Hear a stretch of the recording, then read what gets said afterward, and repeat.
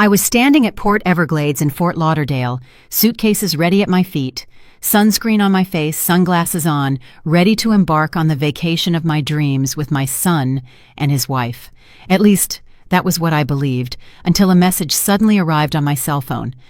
"Mom, there's been a change of plans. You're not going on the cruise with us. We're making it a family-only trip." In that instant, my heart froze.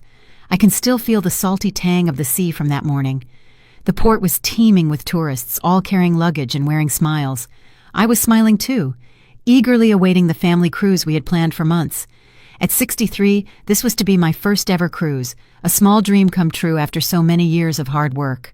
Sunscreen in my straw bag, a brand new beach hat, 3 dresses bought especially for the formal dinners, the happiness of a simple woman about to realize a modest dream.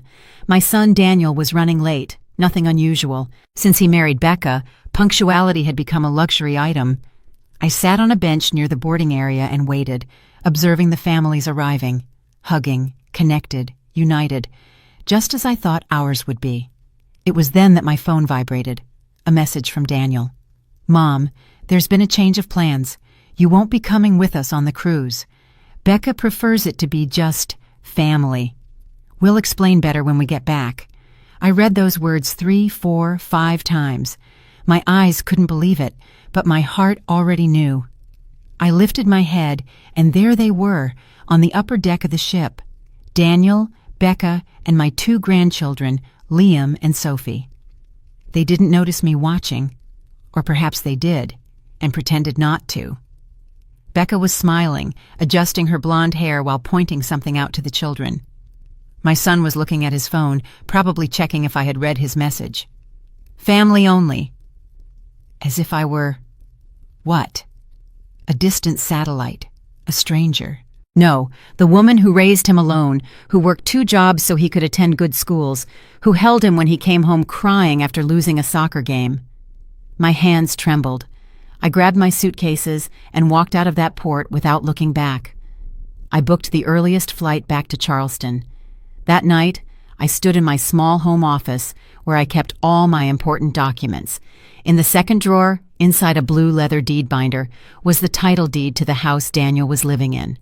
The house I had bought for them 5 years ago when they got married. The house where I wasn't welcome for weekend dinners because Becca needed space to create her own family atmosphere. The house whose final mortgage payment I had made just 8 weeks prior. The house that was still in my name. They had never cared about that detail. In fact, Daniel always said, "It's just paperwork, Mom. We'll sort it out later." And I, naive, believed it was only a matter of time before we made the transfer official. But now I understood. It wasn't forgetfulness. It was convenience. I wiped away tears I hadn't even realized were falling. I took a deep breath and made a call. "Mr. Thomas Keller, this is Margaret Whitfield. Do you remember the house I bought for my son?" "Yes, that's the one. I need to know what my legal options are." While speaking with Mr. Keller from Keller and Blythe on King Street, a strange calm began to wash over me. It wasn't rage, though it was still simmering beneath my skin. It was a clarity I had never felt before, as if all the pieces of the puzzle had suddenly clicked into place. Becca's words about healthy boundaries, Daniel's growing distance, the comments about me being too intense with the grandchildren, the excuses for not including me in celebrations. Even this past Christmas, I received increasingly impersonal gifts. An electric pot, a department store gift card. These weren't isolated incidents. It was a pattern, a plan to slowly push me away, keeping only what they found useful. My financial support, my availability for emergencies, my name on the deed of a house they couldn't afford on their own. I had been reduced to a function, an emotional and financial ATM. Mr. Keller confirmed what I already knew. The house was legally mine. I could do whatever I wanted with it. Sell, rent, modify. Everything was in my name, and there was no document promising a future transfer to Daniel. "How long would it take to complete a sale?" I asked, surprised by the firmness in my own voice. "With an interested buyer, about 10 days, maybe less if we expedite the process." Their cruise was for 14 days. I opened my laptop and typed an email to Linda Cooper, my friend who was a real estate agent. I need to sell a house. Fast. It's a matter of dignity. That night, I didn't cry anymore. I brewed a pot of chamomile tea in my magnolia-patterned porcelain cup and sat on the porch, watching Charleston light up, the glow reflecting on the distant Ravenel Bridge. For the first time in years, I wasn't thinking about Daniel, Becca, or the grandchildren. I was thinking about me, about who Maggie was before she became Daniel's mom or the kid's grandmother. I remembered the Maggie who loved to dance, who dreamed of visiting Florence, who had her own friends and interests. That Maggie had been gradually erased to make way for a convenient version of myself, one that fit perfectly into the corners of their lives, without bothering them, without taking up too much space. The message at the port wasn't just an exclusion from a cruise. It was a cruel reminder that to them, I was no longer essential. I was disposable. An extra, not family. Well, if that's how they wanted to play, I had my own cards to deal, and it was time to play them. I took out my journal and began to write a plan.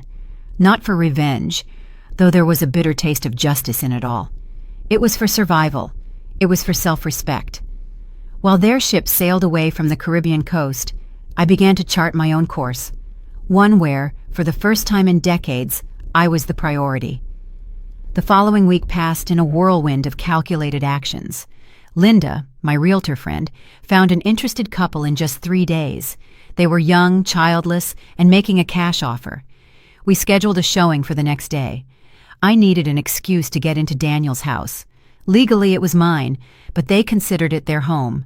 I used the key I always kept. "For emergencies, Mom," Daniel used to say. I walked in with the strange feeling of invading a space that belonged to me on paper, but not in their hearts. "I'm just here to pick up a few plants to look after while they're traveling," I told Nancy Brooks, the curious neighbor watching me from her garden. She smiled, believing me. After all, I was Daniel's devoted mother, known to everyone in the neighborhood. Inside, I was greeted by silence and memories. I remembered the day I handed them the keys, the emotional hug Daniel gave me, the tears of gratitude in Becca's eyes. How had all of that turned into family only in such a short time? As I walked through the rooms, I noticed the signs of my gradual exclusion. In the photos on the walls, I appeared less and less. In the most recent frames, I wasn't there at all. On the bookshelves, none of the books I had gifted them were on display. Even the quilt I had knitted for them was tucked away in a closet, replaced by a store-bought one. In Daniel's home office, I opened the drawers, searching for any documents related to the house. That's when I found an envelope with a law firm's letterhead. Inside was a draft document titled Transfer of Ownership. It was dated 3 months ago, but it had never been signed or presented to me. I tucked the document into my purse. Evidence. Not that I needed any more reason to proceed with my plan, but it confirmed my suspicions. It wasn't an oversight. It was a strategy. The next day, the interested couple came to see the house. Olivia and Mark Peterson, both doctors, fell in love with it instantly. "It's perfect for us," they said, completely unaware of the drama enveloping these walls. They made an offer above market value in cash with a 10-day closing period. "Are you sure about this, Maggie?" Linda asked as we signed the initial papers. "I've never been more certain," I replied, surprised by the resolve in my own voice. Attorney Thomas Keller handled all the legal work. He explained that as the sole title holder, I had every right to sell the property. "They can't claim surprise or ignorance, as the property has always been clearly in your name," he clarified. The sale was finalized in record time. The money was deposited into my account, and the new owners would receive the keys on July 27th, one day before the cruise returned. There was one more detail to handle. What would they find when they returned? I didn't want to simply disappear. I wanted them to understand the consequences of their choices. So I typed a letter on cream-colored stationery and signed it with my gold-nibbed fountain pen. "Daniel and Becca, the house you called home has been sold. Legally, it was always mine, as you well knew, just as you knew I used my retirement savings to pay off the final mortgage payment 8 weeks ago. When I received your text message telling me I wasn't family enough to join you on the cruise, I finally understood my place in your lives. a convenient peripheral position, available only when needed. The new owners will be moving in tomorrow. Your personal belongings have been placed in a storage unit, paid for 3 months in advance, $4,800. The key and the address are with attorney Thomas Keller, whose contact information is attached. Don't bother looking for me. Just as you needed space to grow as a family, I need space to rediscover who I am, apart from being a disposable mother and grandmother. Maggie. I placed the letter in an envelope and left it on the kitchen counter, where it would surely be the first thing they saw. Beside it, I placed a copy of the title deed and the sales contract. On the final night, before handing the keys to the new owners, I did something I hadn't done in years. I danced. I played Moon River on my phone and twirled through the empty living room, now stripped of furniture, cleansed of the fake smiles and photographs, free of the unspoken lies. "Your family is homeless now," I whispered to the echo of the empty house. That dance wasn't a celebration of revenge. It was a ritual of liberation. For years, I had defined myself by the roles I played in others' lives. Daniel's mother, Becca's mother-in-law, Liam and Sophie's grandmother, the emotional and financial ATM. A good example, always available, never too much. As I spun in the empty living room, I felt the weight of those roles falling away. It was as if each turn was returning a piece of the old Maggie to me, the one who had her own dreams, her own desires, a life beyond serving others. The next day, I handed the keys to Olivia and Mark. They were radiant, talking about plans to redecorate, how they would turn the spare room into a shared office. "The energy in this house is special," Olivia said. "You can feel there was a lot of love here." "There was," I replied, "but not all love survives convenience." She looked at me, not understanding, but smiled anyway. I smiled back, a genuine smile for the first time in days. As I walked out the gate for the last time, I felt a mix of emotions I couldn't name. It wasn't exactly peace, nor revenge, nor sadness. It was the painful relief of finally seeing reality for what it is, not for what we wish it to be. I returned to my Charleston apartment and picked up the phone. "Kate," I said to my sister, "that trip to Florence we always dreamed of. How about next month?" I hung up before she could answer, then immediately forwarded the plane tickets I had purchased that morning. It was time to live my own dreams, not just finance the dreams of others. That night, I slept soundly for the first time since that day at the port. No nightmares, no waking with a start, no ache in my chest that had been my constant companion for weeks. While their ship slowly made its way back to Port Everglades from its Caribbean tour, I was moving further and further away from that port, not physically, but emotionally. They were planning to return to a life that no longer existed. I was planning to set off for a life that was just beginning. The flight to Florence was in exactly 30 days, enough time to organize my new life and to watch the consequences of my decision unfold from a distance, not out of cruelty, but because I needed to understand that this wasn't a temporary nightmare. It was the reality I had built for myself, one brick of self-denial at a time. 3 days before the cruise returned, I received a message from Daniel. "Mom, we miss you. Liam and Sophie ask about you every day. I can't wait to show you the pictures." I smiled bitterly at the phone screen. The hypocrisy was so transparent, I could almost see it shimmering between the words. Not a single apology for the exclusion, no acknowledgement of the wound inflicted, just a continuation of the script in which I was meant to play my part. The understanding mother, always ready to forgive. I didn't reply. Each unread notification was a small act of rebellion against decades of unconditional availability. The next day, another message arrived, this time from Becca. "Maggie, we bought you some Belgian chocolates from the duty-free shop on the ship. Sophie picked them out especially for you." Again, I read it and left it. Silence was my only possible response at that moment, because if I started talking, I might not be able to stop. With 24 hours until they disembarked, Daniel called. I let it go to voicemail. "Mom, it's strange that you're not answering. Is everything okay? We're worried. We arrive tomorrow at 6 p.m. Can we stop by for dinner? The kids miss you." The concern in his voice sounded genuine, which made everything even more confusing. How could he exclude me so coldly and then act as if nothing had happened? It was as if we were living in parallel realities. On the day of their disembarkation, I woke up early and went to a coffee shop near the port. From a distance, I watched the enormous white ship slowly approach the shore. Somewhere on that floating structure were the people I once called family. I ordered a double espresso and watched the growing activity at the terminal. Eager families waiting for loved ones, rideshare drivers holding signs with names. At 6:15 p.m., I saw Daniel, Becca, and the kids walking down the ramp. They were tanned, smiling, laden with bags. They looked like the perfect picture of a happy family. I turned away before they could see me, paid for my coffee, and left. I didn't need to witness the moment they read my letter, the moment they realized the house was no longer theirs. That would bring me no satisfaction. I returned to my apartment and turned off my cell phone. Whatever happened in the next few hours, I didn't want to be a witness. This wasn't about torturing them or savoring their confusion.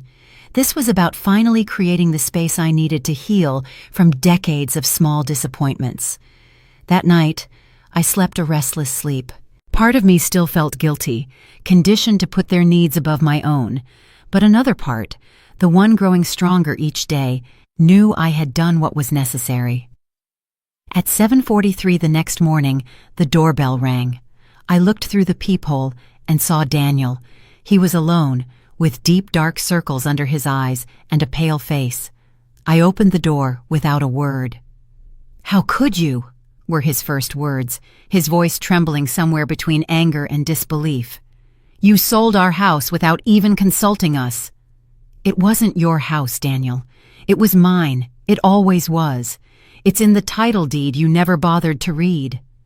He ran a hand through his hair, disoriented. "But we lived there. We had a life there. The kids grew up in that house. And you were supposed to go on the cruise with us, to be part of the family. Funny how plans change, isn't it?" "It was just one trip, Mom. A single trip." "No, Daniel, it was the final straw.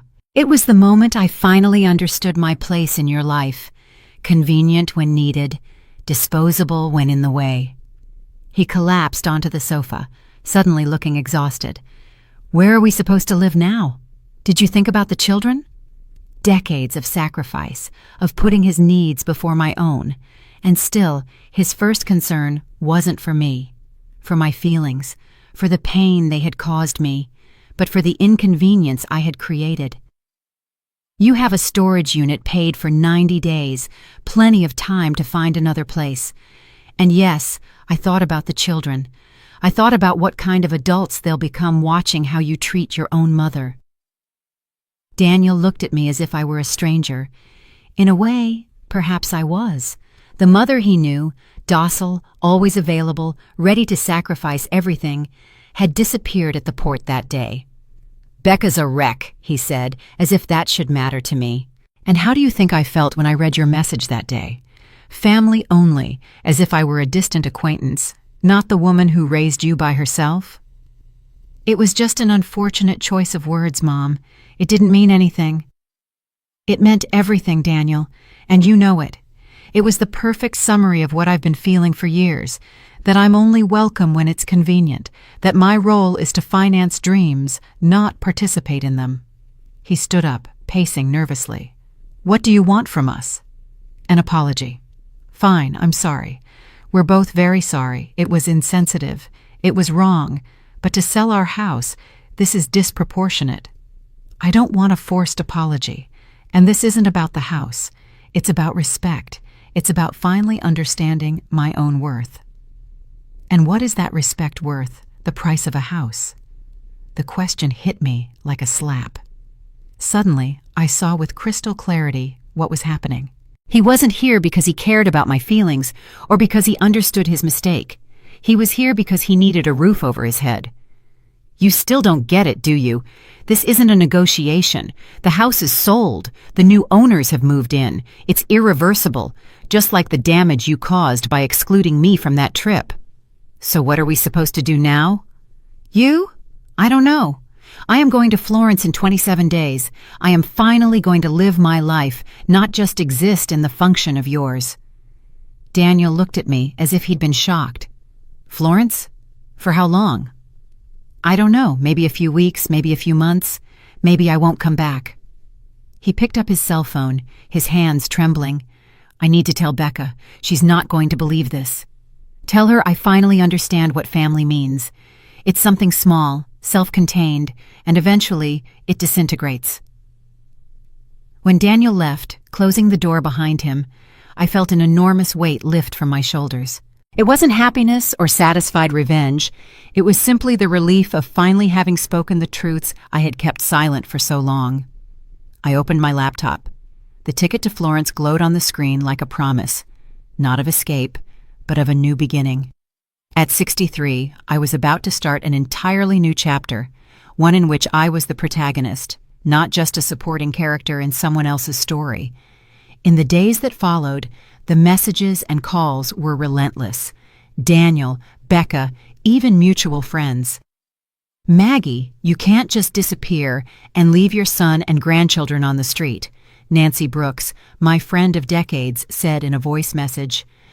"I know they hurt you, but this is disproportionate." "They're not on the street, Nancy," I replied. "They're in a storage unit that's been paid for 3 months. Besides, Daniel makes a good living. He always said that house was too small for them. Now they have the chance to find something that truly fits their family." Yeah. On the 10th day after the sale, I received a bouquet of white roses, my favorite, with a handwritten card from Becca. "Maggie, I understand your pain, and I am sincerely sorry for how we made you feel. Can we please talk? Not for us, but for the children. They miss you." I put the flowers in a vase, took a picture, and sent it to Becca with a single word: "Thank you." 2 weeks before my trip, I got an unexpected visit from Sophie. "Grandma," she cried, running into my arms as soon as I opened the door. "I've missed you so much. Why haven't you visited us at our new house in Savannah?" "I've missed you too, my sweet girl," I answered, holding her tight. "I just had a few things to take care of." At that moment, the nanny handed me an envelope. Inside was a formal invitation to dinner at their new condo. "To start over as a family," the card read. I picked up the phone and called Daniel.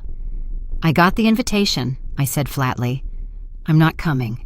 Mom, we're trying to fix things. What more do you want from us?" "I don't want anything from you, and that's the point. For years, you wanted me available when it was convenient and invisible when it wasn't. Now, I'm choosing to be unavailable to you and visible to myself. I will take Liam and Sophie for a weekend once a month, without you. Just as you wanted a cruise without me, I want time with my grandchildren without you. I'm setting boundaries, something I should have done a long time ago." I hung up. The next day, Becca appeared at my door. "Maggie, can we talk? Just us two, woman to woman." I gestured for her to come in. "What's happened to you?" she asked. "This isn't the Maggie we know." "You're right, it isn't. That Maggie died at the port when she read her son's text message, telling her she wasn't family enough for a cruise. We were trying to build our own family, our own identity as a couple. Sometimes that means setting boundaries." "Boundaries," I repeated, tasting the bitterness of the word. It's funny how those boundaries never applied when you needed money to remodel the kitchen or when you wanted to leave the kids with me for a work trip. She took a deep breath. "What can I do to fix this? We are truly sorry." "There's nothing to fix," I answered calmly. "You made your choices, and I made mine. Now we live with them." Becca stood up. "You've changed, Maggie." "Yes, I have. I should have changed a long time ago." The following week, I kept my promise. I picked up Sophie and Liam to spend a day with me. I took them to the aquarium. We bought ice cream, took silly pictures, and talked about everything and nothing. When I dropped them off, Daniel was waiting at the door. "Thank you for doing this," he said. "I would never do that, Daniel. I'm not like you." "When are you coming back from Florence?" he asked. "I don't know. Maybe never. For the first time in decades, I'm putting my needs first. I'll stay as long as it takes to rediscover myself. And what if we need you? You survived without me for 14 days on a cruise. I'm sure you'll survive my trip. The next morning, as the taxi took me to the airport, I received a text from Daniel. "Have a safe flight, Mom. We love you, even if you don't believe it right now." I didn't reply, not because I didn't believe in their love, but because I had learned that love without respect is just an empty word, an excuse to continue harmful behavior. The plane took off on time at 10:25 a.m. As the plane carried me away from Charleston, I felt like I was breathing freely for the first time in years. This wasn't just a geographical journey. It was an inward journey to rediscover the Maggie who existed before she became Daniel's mother or the kids' grandmother. The Maggie with her own dreams and desires, a life that wasn't just about serving others. The flight attendant served champagne in business class, a luxury I had allowed myself with a portion of the money from the sale of the house. I raised my glass in a silent toast, not to the end of a family, but to the beginning of myself. Florence greeted me with a soft drizzle and a pale gray sky, but even that couldn't diminish the magic of the moment. My sister Kate was waiting at the airport with a colorful umbrella and a brilliant smile. "Welcome to your new life," she said, hugging me tightly. Kate had always been my opposite. She never married, never had children. She lived in the Santa Croce Quarter, teaching watercolor painting and working as a freelance artist. While I had dedicated my life to Daniel, she had dedicated hers to herself. For years, I had felt a veiled superiority about my choices compared to hers, as if my maternal sacrifices were somehow nobler than what we used to call, in our family talks, her selfish life. Now at 63, I began to question who had really made the wiser choices. "How are you feeling?" Kate asked, as her driver navigated the cobblestone streets of Florence. "Free, scared, guilty, all at the same time," she laughed. "Welcome to real life, sis, where no emotion exists in isolation and every decision comes with a price." Kate's apartment was in the Santa Croce Quarter, a historic neighborhood filled with art galleries, cafes, and small studios overlooking ancient tiled roofs. Her sophisticated lifestyle had once seemed extravagant, almost frivolous to me. Now I saw how she had built a life that was an exact reflection of who she was, without compromise, without unnecessary sacrifices. "I've made up the guest room, but I think we need to find you your own space soon," she said, showing me the lovely room with a window overlooking a courtyard. "How long are you planning to stay?" "I don't know," I answered honestly. I never planned anything beyond selling the house and buying the ticket. "Perfect," Kate smiled. "The best journeys are the ones without a script." In the following days, I immersed myself in Florence like a thirsty traveler finding an oasis. We visited museums, sat in cafes watching people go by. We walked for hours along the Arno River. I absorbed every moment like a sponge, filling a void I didn't even know existed within me. My phone stayed mostly off. I turned it on just once a day, usually in the evening, to check for important messages and have a short video call with Liam and Sophie. The conversations were always light, focused on their daily activities and my discoveries in Florence. We never talked about the situation with their parents or about when I might return. A week after my arrival, Kate hosted a dinner with some of her friends, artists, writers, professors, fascinating people living meaningful, vibrant lives well into their 60s. "This is my sister Maggie." She introduced me to an elegant woman with silver hair. "She's finally discovering that there's life beyond being a mother and a grandmother." At another time, I might have been offended by that description, but that night, amidst laughter and glasses of red wine, I recognized the truth in her words. "And what do you do, Maggie?" asked Philip, a professor of comparative literature. "I'm rediscovering who I am," I replied, surprised by my own honesty. "I've spent decades being defined by my roles in other people's lives. Now I'm writing my own definition." "Ah, a journey of self-discovery," he smiled. "The most important journey of all." That night was a revelation. For the first time in decades, I was seen and appreciated as Maggie, not as someone's mother, someone's grandmother, or someone's mother-in-law. Just Maggie, with her own opinions, stories, and dreams. The next day, Kate surprised me with a proposal. I have a friend who rents out a small studio on Via dei Benci, overlooking the Arno. Nothing fancy, but full of Florentine charm. Want to see it?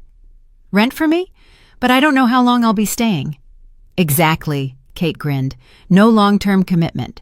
Just a place of your own while you figure out your next steps. The apartment was a typical Florentine studio, small but perfectly arranged, with high windows that let in the autumn light and old wooden floors that creaked softly underfoot. A tiny but functional kitchenette. It's perfect, I whispered, feeling that the space symbolized exactly where I was in life. A transitional place, but mine. A beginning. That same afternoon, I signed a 3-month renewable lease.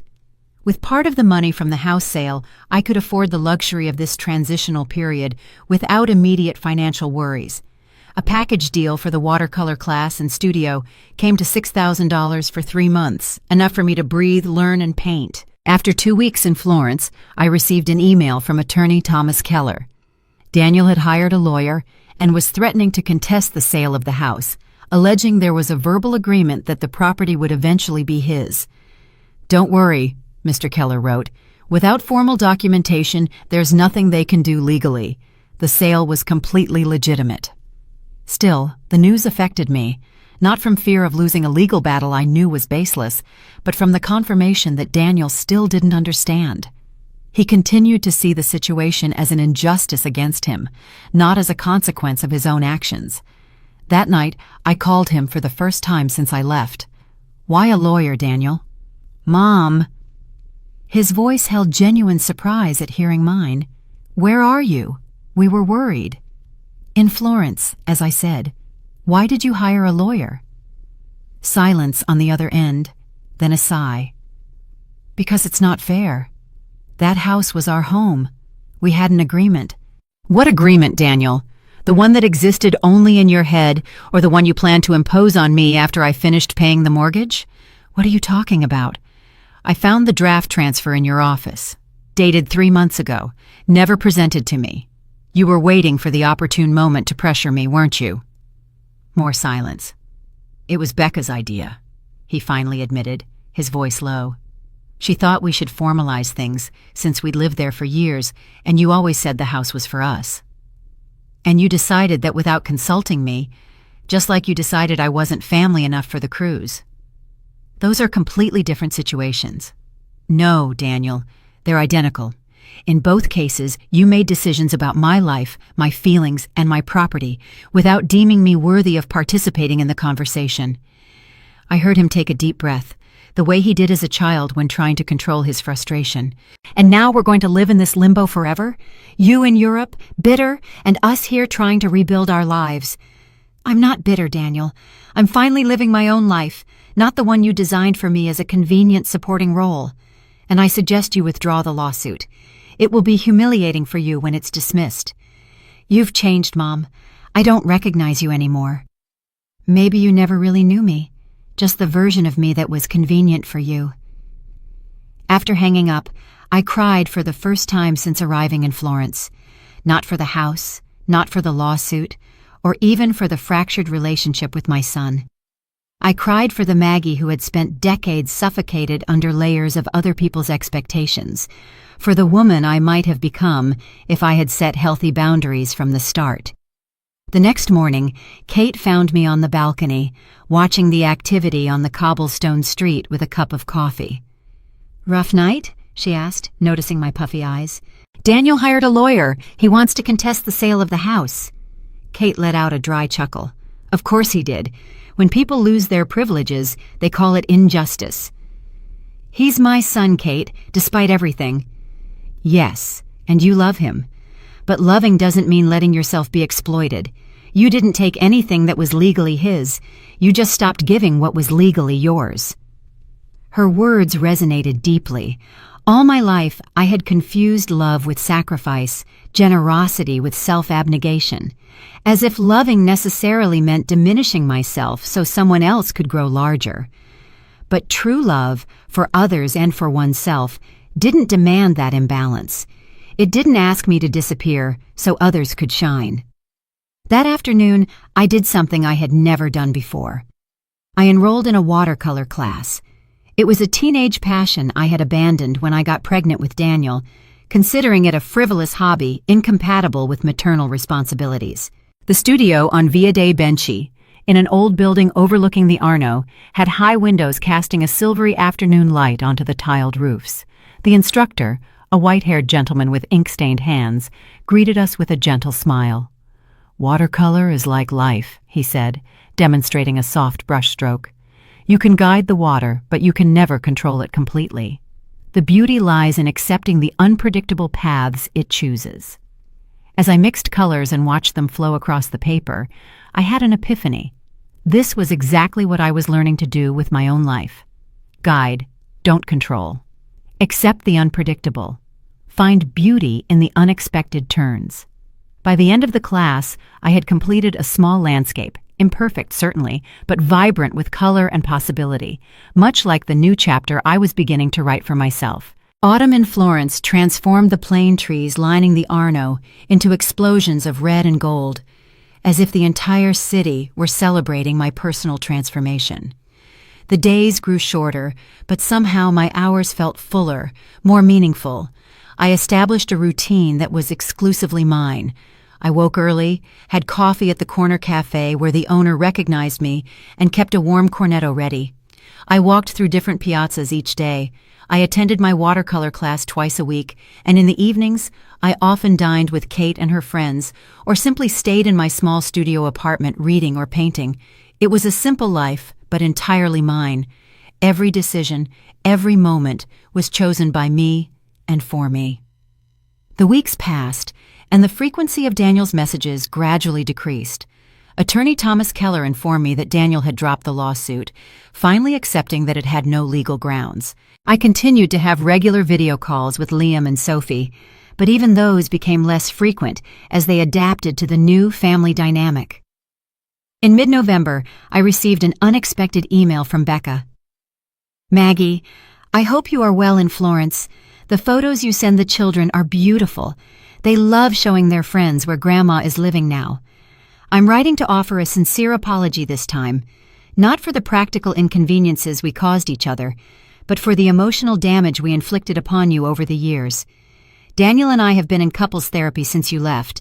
It hasn't been easy facing certain truths about ourselves, about how we treated you, about the toxic patterns we established. The therapist helped us see how we normalized manipulative and selfish behaviors, disguising them as setting healthy boundaries or building our own family. The truth is, we took your generosity for granted. Worse, we consciously exploited it, knowing you would never say no. I don't expect you to forgive or forget, nor am I asking you to return or restore the previous situation. I just wanted you to know that your drastic decision forced us to confront painful truths and initiate real changes. Daniel struggles to express this, so I'm taking the liberty of speaking for both of us. He's still processing a lot of anger and guilt, but he's making progress. The children are well. We miss you, but we respect your journey. Sincerely, Becca. I read the email several times, trying to discern manipulation disguised as sincerity. But something in those words sounded different from previous attempts at reconciliation. There were no implicit requests, no mention of the house or financial situation, no attempt to use the children as emotional leverage.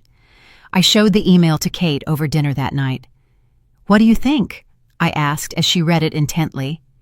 "It sounds sincere," Kate said finally, handing my tablet back. "But the important question is, what do you think?" I reflected for a moment. I think they're finally understanding, not just what I did, but why I did it.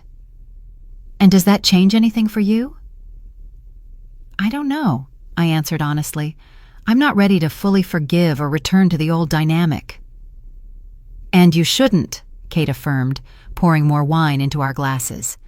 Forgiveness, when it comes, should be for your own peace, not for their comfort. And regardless of forgiveness, you should never again accept being treated as you were. I nodded, absorbing the wisdom in her words. That night, I replied briefly to Becca. Thank you for the email. I appreciate the honesty and the acknowledgement. I am also on a journey of self-discovery and healing. I'm glad you are seeking professional help.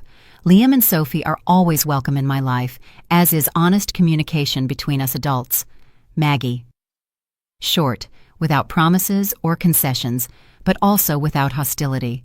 A small step towards something new, not a restoration of the past, but perhaps the building of a different future. December arrived with Christmas lights transforming Florence into a fairy tale town.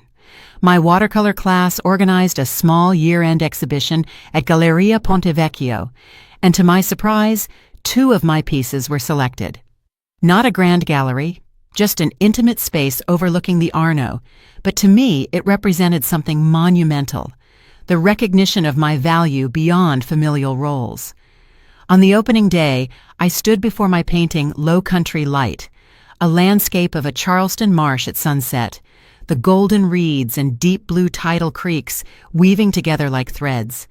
It wasn't technically perfect, but it captured a truth, a moment of peace I had lived through, far from home, yet utterly myself. It's beautiful, a familiar voice said behind me. I turned, astonished. Daniel was there. What are you doing here? I asked, almost breathless with surprise. Becca saw the exhibition invitation on the class's Facebook page. I thought it was time for a face-to-face conversation. He looked different, thinner, with subtle, dark circles under his eyes, but his face held a new stillness, less defensive.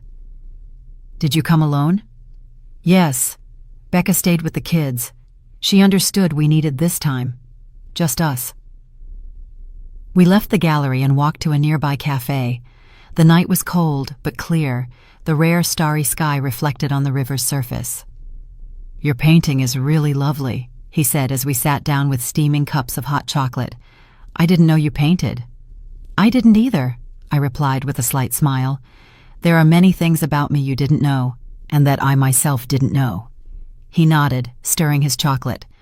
I've thought about it a lot. How I never really saw you as a whole person, with your own dreams. You were just Mom, an extension of myself in a way. The honesty was disarming. This wasn't the defensive Daniel I had left behind. Therapy seems to be working, I commented. He gave a small smile. It's hard. Painful, actually. Confronting patterns I didn't know I had. Seeing how I treated the person who loved me most. I still love you, Daniel. That never changed. I know, and I took advantage of that love for years. He paused, taking a sip of his chocolate. I didn't come to ask you to come back or undo what you did. I came to say that I understand, and I'm trying to change, to be better. We sat in silence for a few moments, letting those words hang between us. Are Liam and Sophie okay? I finally asked. Yes, they miss you, but they're adapting. Sophie has kept every photo you've sent in a special album. And you two? The new condo. It's smaller, simpler, but it's working. Becca's gone back to work part-time. We're learning to live with less, to value what really matters. I'm sorry it was so difficult for you. He shook his head. Don't be, Mom. It was necessary. Painful, yes, but necessary, like surgery to remove something toxic. His words echoed what I had felt myself. The pain was a condition of healing. Some wounds needed to be opened to be properly mended. When are you going back to Savannah? I asked. Tomorrow. It was a quick trip, just to see you for this conversation. And what happens between us now? Daniel thought for a moment. I don't know. I think we start over in a way, not like before. That would be impossible and unhealthy. But maybe we can build something new based on mutual respect this time. I nodded, feeling a complex mix of emotions. Not complete forgiveness or immediate reconciliation. Something more nuanced, more mature. The acknowledgement that relationships, like people, can evolve and change. I'd like you to meet my friends in Florence, I said impulsively. Kate is hosting a Christmas dinner next week. I'd love that, he smiled. But I have to get back for Becca and the kids. Maybe next time. You can video call that day. "I'd love that," I said sincerely. When we said goodbye at the cafe door, he hugged me. Not the quick, automatic hug of recent years, but a real one, long and heartfelt. "I love you, Mom," he whispered. "I'm sorry for everything." "I love you too, son," I replied, letting a few tears finally fall. "I always have." As I watched him walk away under the Christmas lights, something unknotted inside me. Not complete forgiveness, that would take time, but the beginning of healing. For him, for me, for our broken relationship. Christmas in Florence was magical. Kate decorated her apartment with a small fir tree laden with vintage ornaments. On Christmas morning, we had the promised video call with Daniel, Becca, and the children. The conversation was surprisingly easy. Becca also seemed different, less polished, somehow more authentic. "When are you coming back?" Liam asked. I looked at Kate, then back at the screen. "I haven't decided yet, sweetie. I'm learning so much here, rediscovering things about myself." "Like painting," Daniel said with a smile. "Yes, I want to learn too," Sophie exclaimed. "We can take classes together when you get back." "I'd love that," I replied. "They seem really different," Kate commented. "Yes," I agreed. "I think they're really trying." "And does that change your plans?" Kate asked. "Eventually, yes. This is a wonderful chapter, but not the whole book of my life. My grandchildren are there, a part of my heart is too, but not on the old terms." "Definitely not," Kate affirmed. "I'll never again be that invisible Maggie, convenient only when needed." Kate smiled. "What impresses me most isn't the revenge, but how you rose from it. Many people grow bitter, even when they win. You bloomed." Her words touched me deeply. The house sale wasn't the end. It was the beginning. January arrived with a light dusting of snow on the Florentine rooftops. My studio lease was ending. After 2 weeks of thought, I made my decision. It was time to return, not out of duty or guilt, but because I was ready to build the next chapter of my life, one that included my family, but also so much more. That night, I called Daniel and shared my decision. "I'm coming back in February," I said, "but with a few conditions." "What conditions?" His voice was a mix of joy and caution. "I'm keeping my independence. I've already rented an apartment near you, but I don't want to live with you or be a full-time nanny." "I understand and respect that," he replied immediately. "I want to keep painting. I found a studio in Charleston that offers similar classes." "Of course, Mom. Your time is your own. And we need to establish clear boundaries and mutual respect. All of us, even the kids, need to understand that Grandma has her own life." Beads. The ease with which he accepted my conditions confirmed what I had sensed. Something fundamental had changed. On the flight home, I reflected on the journey of the past few months. I had left as a wounded woman seeking justice and returned as someone more complex, with clear boundaries, her own passions, an understanding of her worth beyond any family role. Daniel and the kids were waiting at the airport with handmade signs and genuine smiles. Becca was there too, more reserved but clearly trying. "Welcome back," Daniel said. Or maybe I should say, "Welcome to a new beginning." "I like that," I smiled. "A new beginning for all of us." 6 months after my return, during lunch on the patio of their Savannah condo, smaller than the old house but far cozier, I watched the scene with a peace I once thought impossible. Daniel was at the grill, Becca was setting the table, and Liam and Sophie were chasing each other on the lawn. "You know," Daniel said, walking over with a glass of wine, "I never properly thanked you." "For what?" "For being strong enough to force us to change, for not accepting how you were being treated. If you had kept giving in, we would still be stuck in that toxic cycle." "Son, sometimes you lose something you think is valuable, only to discover that the truly precious thing was somewhere else." "Grandma," Sophie looked up, "have you forgiven Mommy and Daddy yet? For not taking you on the cruise?" I paused. "You know, Sophie, forgiveness isn't pretending something hurtful didn't happen or didn't matter. It's deciding not to let that hurt control your future. And yes, I'm forgiving a little more every day. It's like in your watercolors. You can't erase a mark, but you can turn a mistake into something beautiful." She nodded, as if she understood something more about color and time. For my 64th birthday, I received a surprising gift from Daniel and Becca, an embossed envelope containing a plane ticket to Italy and an enrollment for the Lake Como Art Retreat, valued at around $5,500. For you to continue your journey, the card read, with all our love and respect. Looking at the envelope, I realized I had come full circle. The pain from that day at the port had been transformed into something unexpected.